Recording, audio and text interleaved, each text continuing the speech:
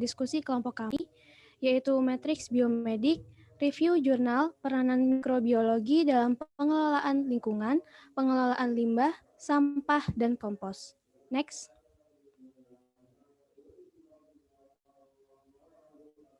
Sebelumnya kami akan memperkenalkan diri. Yang pertama ada Asti Alia Rahmadia, Muhammad Alhimni, Nitania Devi, Emir Tadwi, Diva Novenda, Jasmine Aisyah atau saya sendiri, Adelian Nugraha, dan Mirza Ludita. Next. Oke, langkah-langkah mencari jurnal. Kami mencarinya di Remotex UNER dengan database Scopus The Role of Microorganisms in Composting Process dengan memilih tahun 2021 menggunakan keyword composting and bacteria or microorganism dengan language English, source type journals, dan author name Gu J. Next. Baik, yang selanjutnya beralih ke identitas jurnal. Next. Ya, jurnal yang pertama ditulis oleh J. Wang et al. Berjudul In Heat Removal of Antibiotic Resistant Gains and Mobile Genetic Elements During Swine Manure Composting Inoculated with Mature Compost dalam Journal of Hazardous yang terbit pada tahun 2021. Jurnal yang kedua ditulis oleh H. Guo-J, Gu-X, Wang et al. Berjudul Elucidating the Microbiological Characteristic of Mycorrhizin Affecting the Nitrogen Cycle During Aerobic Composting of Pig Manure dalam Journal of the Total Environment yang terbit pada tahun 2021. Yang ketiga ditulis oleh H. Guo-J, Gu-X, Wang et al. Berjudul Microbial Mechanism Related to the Effect of Bamboo Cockle and Bamboo Vinegar on the Degradation of Organic Matter and Methane Emission During Composting dalam Jurnal Environmental Pollution yang terbit pada tahun 2021. Yang keempat ditulis oleh LA et al. Yang berjudul Effect of Phosphogypsum and Medical Stone on Nitrogen Transformation, Nitrogen Functional Gains, and Bacterial Community During Aerobic Composting dalam jurnal Science of the Total Environment yang terbit pada tahun 2021. Dan jurnal yang terakhir ditulis oleh Wezhou et al. Berjudul Effect of Shrimp Cell Powder on Antibiotic Resistance Gains and the Bacterial Community During Swine Manure Composting dalam jurnal Science of the Total Environment yang terbit pada tahun 2021. Next. Selanjutnya ada abstrak. Untuk jurnal pertama, jurnal ini menilai efek inokulasi dengan mature compost MC pada keadaan ARGS dan komunitas bakteri selama pengomposan kotoran babi.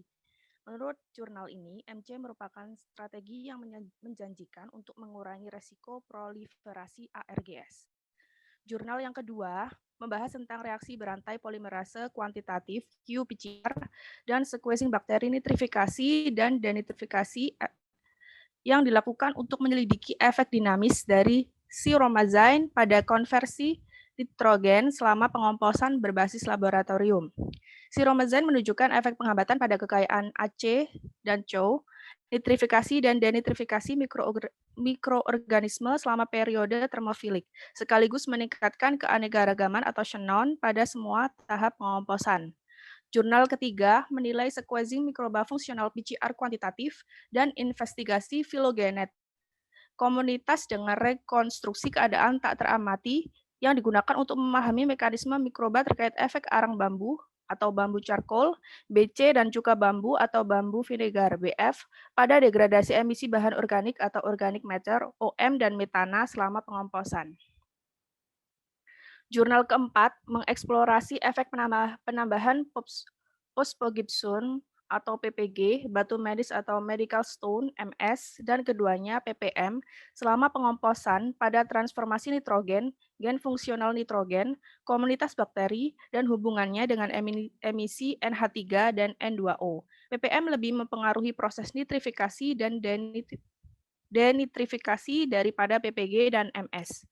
Jurnal kelima menilai efek penambahan serbuk cangkang udang atau shrimp shell powder atau SSP pada 4 level yang terdiri dari 0% atau CK, 5% atau L, 10% atau M, dan 15% H. terhadap kelimpahan gen resistensi antibiotik atau antibiotic resistance genes (ARGS) dan suksesi komunitas bakteri selama pengomposan kotoran babi. Pengomposan dengan SSP 15% atau H dapat mengurangi resiko ARG dan meningkatkan nilai praktis untuk aplikasi agronomi.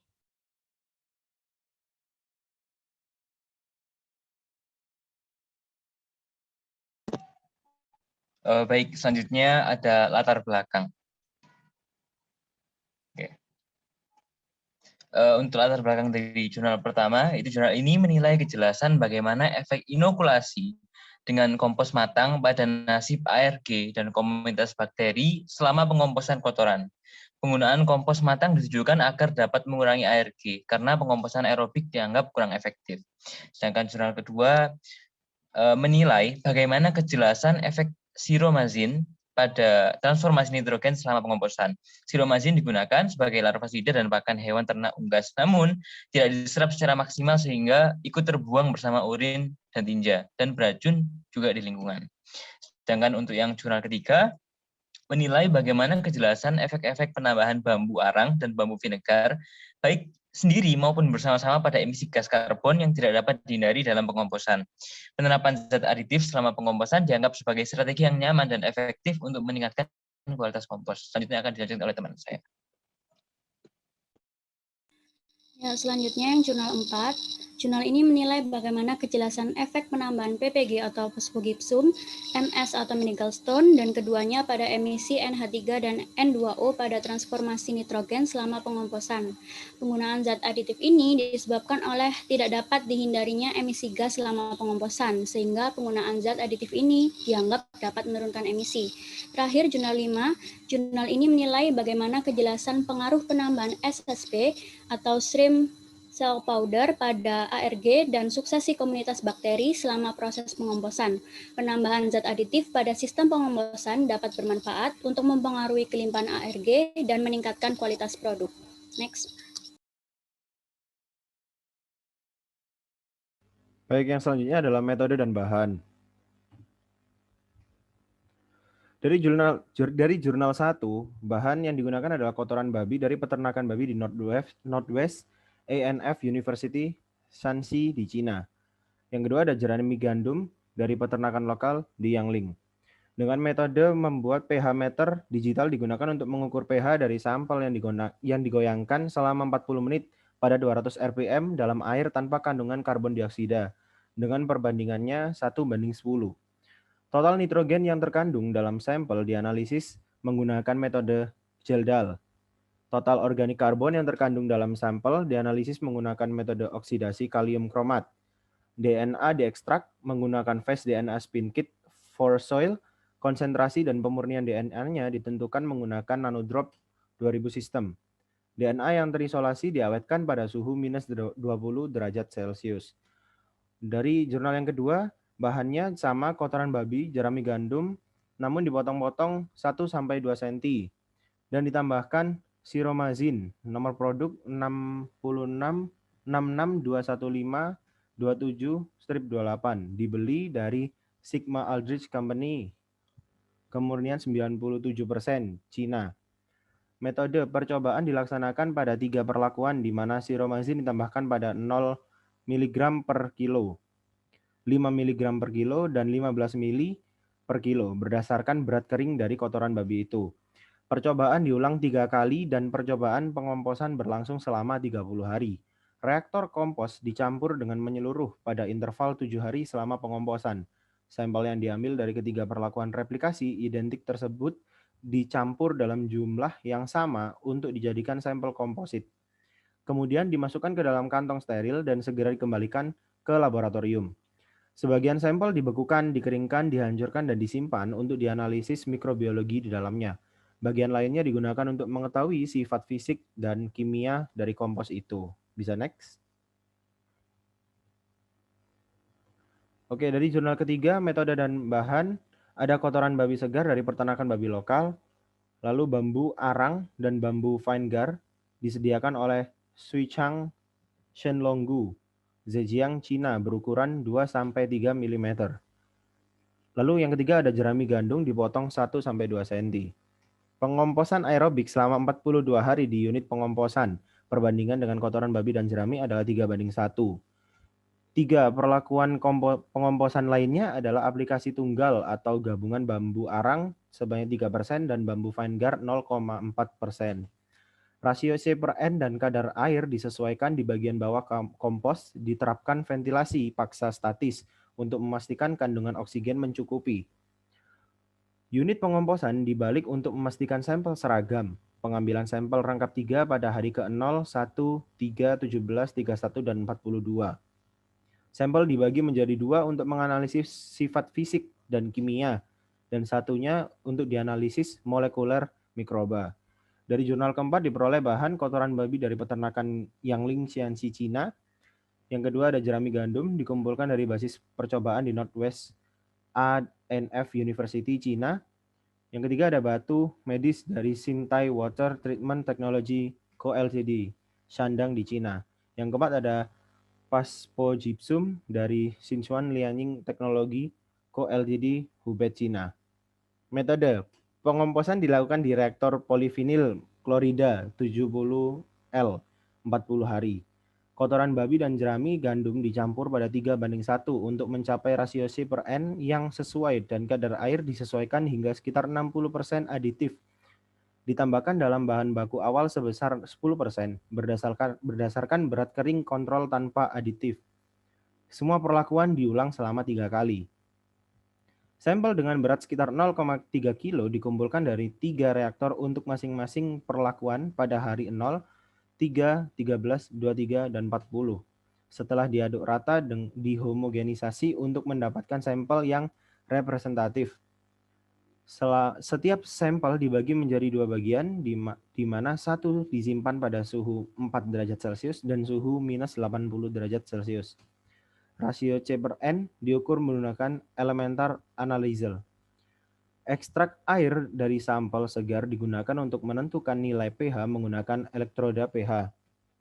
Analisis peta panas, analisis komponen utama, PCA, dan penyusunan gambar dilakukan dengan menggunakan Origin 2018. Analisis redundasi dilakukan dengan Kanoko 4.5.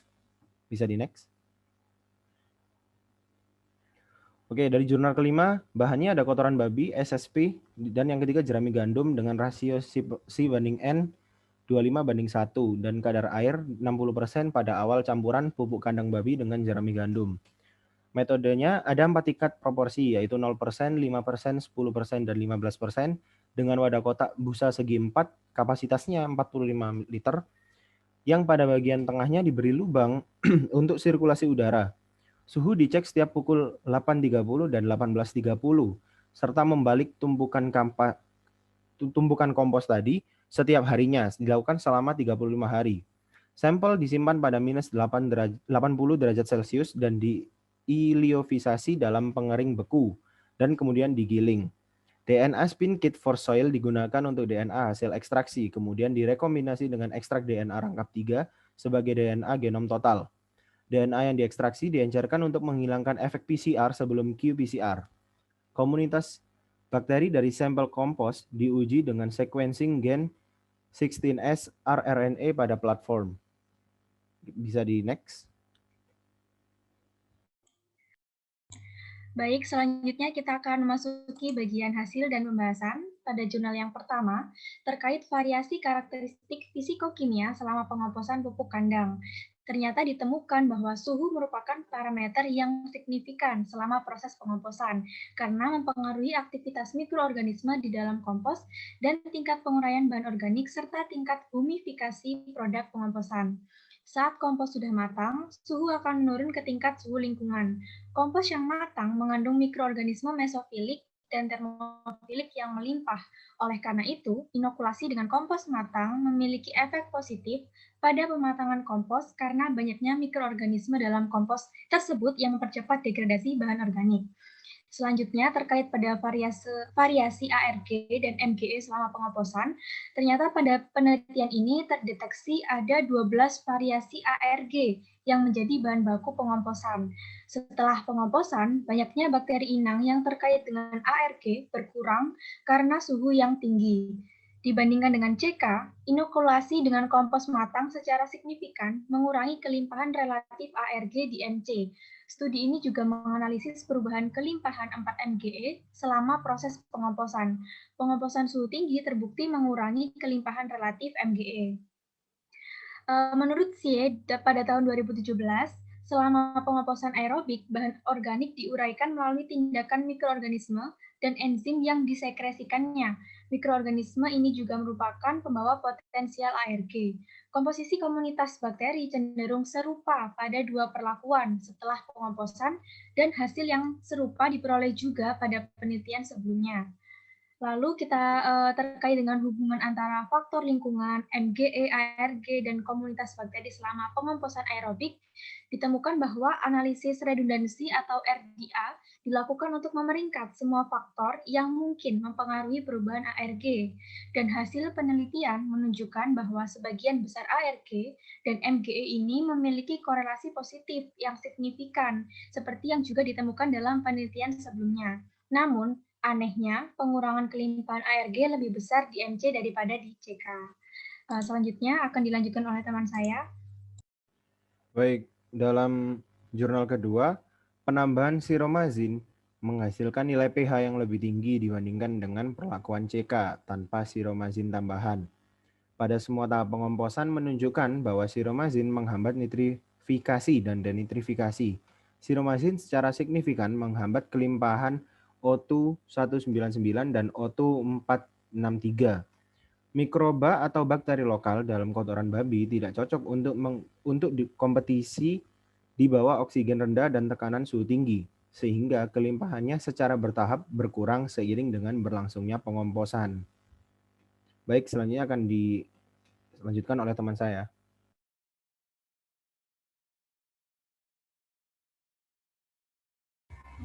Ya, saya akan melanjutkan hasil dan pembahasan dari jurnal ketiga, yaitu pada jurnal mekanisme mikroba terkait pengaruh arang bambu dan cuka bambu terhadap degradasi bahan organik dan emisi metana selama pengomposan ini ditemukan bahwa perubahan degradasi organik matter atau bahan organik dari kompos mempengaruhi produksi dari metana atau CH4.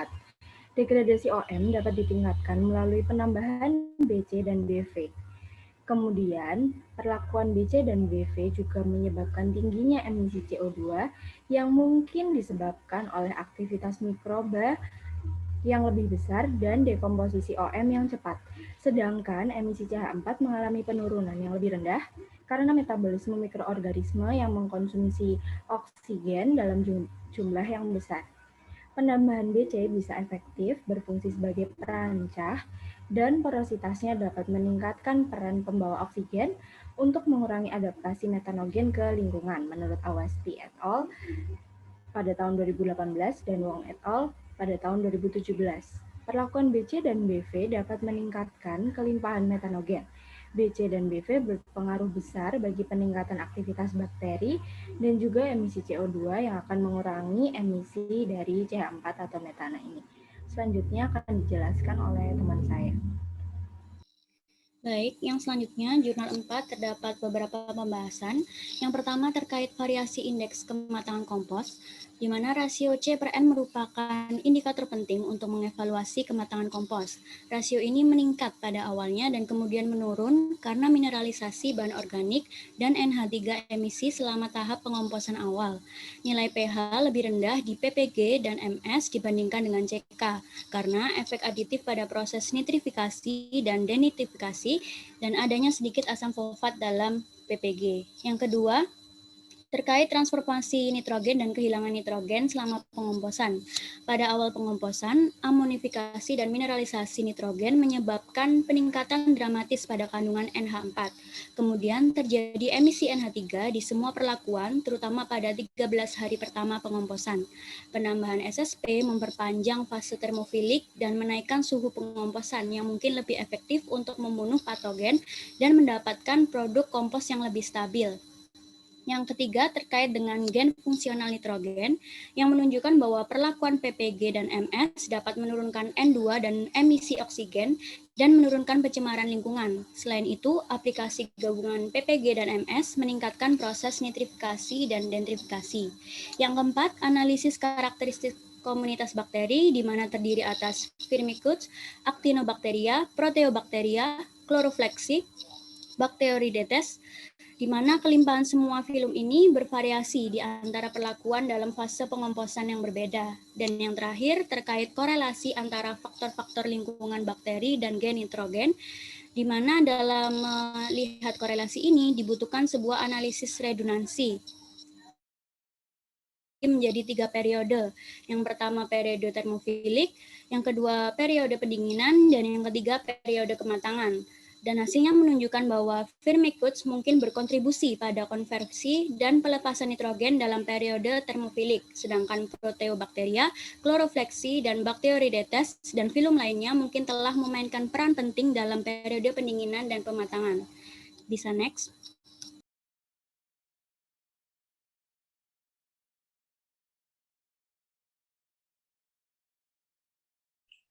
Baik, selanjutnya pada jurnal 5. Suhu merupakan faktor vital selama pengomposan karena dapat mencerminkan suksesi komunitas mikroba dan degradasi bahan organik. Penambahan SSP dapat memperpanjang fase termofilik dan menaikkan temperatur pengomposan yang mungkin lebih efektif untuk membunuh patogen dan mendapatkan produk kompos yang matang dan lebih stabil.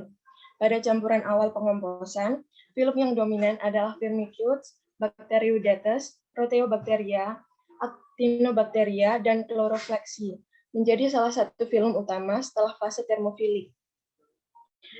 Zhang DKK melaporkan bahwa Firmicutes dan Actinobacteria adalah pembawa dan penyebar ARG yang mungkin menjelaskan mengapa jumlah sisa ARG lebih rendah pada H. Dengan demikian, penambahan SSP sebesar 15% ke dalam kompos dapat mengurangi jumlah bakteri yang berpotensi menyebarkan ARG serta meningkatkan nilai pertanian produk kompos. Mirip dengan penelitian Duan et al., hasil yang diperoleh dalam penelitian ini menunjukkan bahwa bakteri adalah pendorong proses pengomposan, tetapi juga penentu mobil utama ARG dan MGE. Penambahan SSP menurunkan kelimpahan bakteri inang potensial dari CK, terutama di H. Dan ini mungkin menjelaskan RA, ARG, dan MGE yang lebih rendah di H. Jadi, menambahkan SSP ke kompos dapat mengurangi resiko penularan ARG dengan mempengaruhi suksesi bakteri inang potensial dan mencegah HGT dengan mengurangi jumlah MGE terutama di H. Next.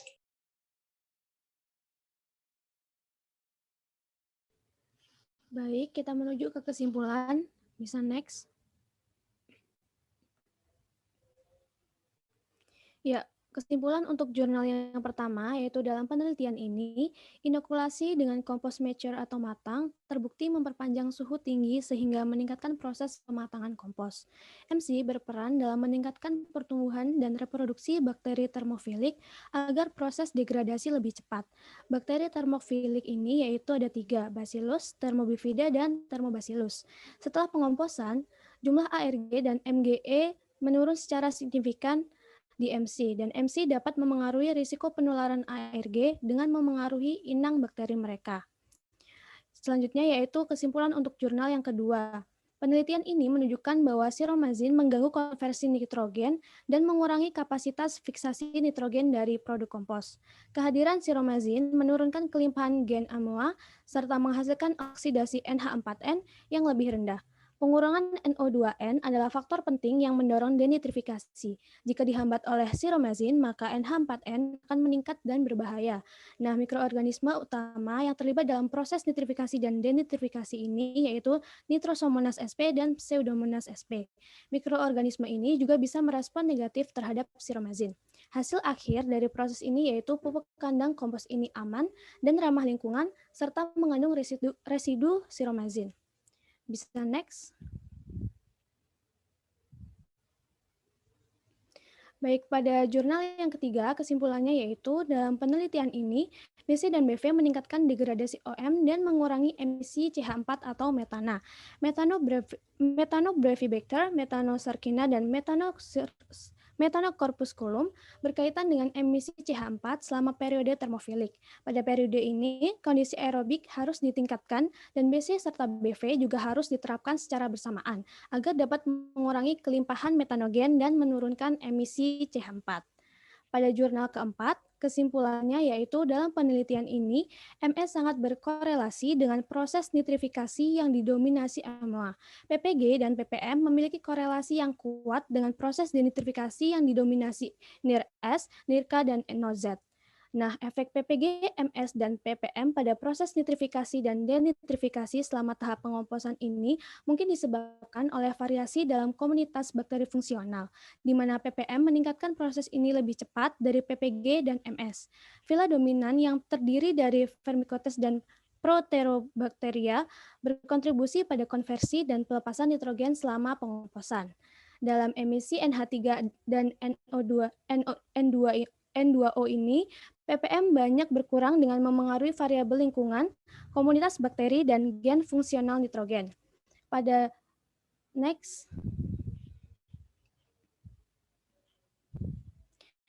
jurnal kelima, kesimpulannya yaitu dalam penelitian ini, RAS 5/11 ACO berkurang saat pengomposan tanpa SSP. Efisiensi penghilangan ARG dan MGE meningkat dengan adanya penambahan SSP 15%, pengurangan RAS 7/11, AMG, dan 3/4 MGES. Pengomposan dengan SSP secara efektif mengurangi kelimpahan bakteri inang potensial dari AMG dan MG. Dengan demikian, menambahkan 15% SSP dengan metode yang berguna untuk mengurangi ARG serta risiko transmisinya selama pengomposan kotoran babi. Next. Baik, dari kelima jurnal yang sudah kami review, kesimpulan yang dapat kesimpulan yang dapat diambil dari semua jurnal yang telah direview, kelimanya saling berhimpitan karena sama-sama membahas tentang pengomposan yang bersumber dari kotoran babi. Dari kelima jurnal, bahan dasar yang dipakai rata-rata sama, yaitu dari kotoran babi dan jerami gandum. Suhu pengomposan pada kelimanya juga dianggap sangat penting karena digunakan sebagai parameter yang signifikan selama proses pengomposan. Hal itu dikarenakan suhu mempengaruhi aktivitas mikroorganisme di dalam kompos dan tingkat penguraian bahan organik, serta tingkat humifikasi produk pengomposan. Selain itu, hubungan antara ARG, MGE, komunitas bakteri, dan faktor lingkungan pada beberapa jurnal juga sama-sama dibahas karena pengomposan dengan aditif dapat mempengaruhi MGE dan komunitas bakteri. Hasilnya, ARG akan berangsur-angsur menghilang.